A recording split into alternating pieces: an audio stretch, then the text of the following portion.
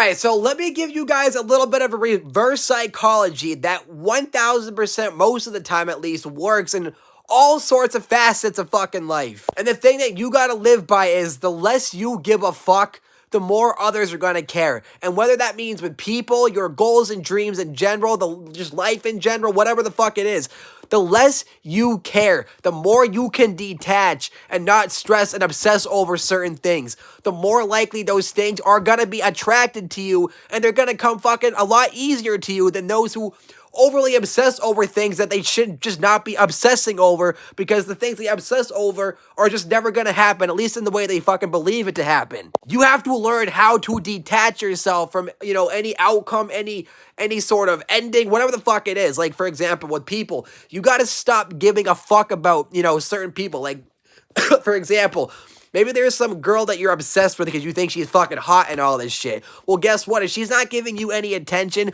stop giving her all your time, energy, and attention. Learn to detach. Learn to not give a fuck. Learn to walk away and learn to only, like and respect the things that truly fucking matter to you. Not the things that really just don't fucking matter in the end. And the thing is, I'm not telling you to not give a fuck, but there's a difference between those who care, but don't overly obsess over overly obsess over anything, and they're able to at least detach from any outcome, versus those who are just obsessed over everything and attaching to every outcome and obsessing over how it's all gonna end and go down. Like, you have to care to an extent, yes, but there's a difference between caring while also being detached and not, obsessing over outcomes, and also those who care too much and obsess over every little detail to the point where it's just fucking weird and it's not gonna happen in the way that you wish it would happen. It's just fucking weird at that point. You have to learn to care enough and be obsessed enough. Like, for example, you need to be obsessed with your goals and dreams and care enough, right, to actually work at them,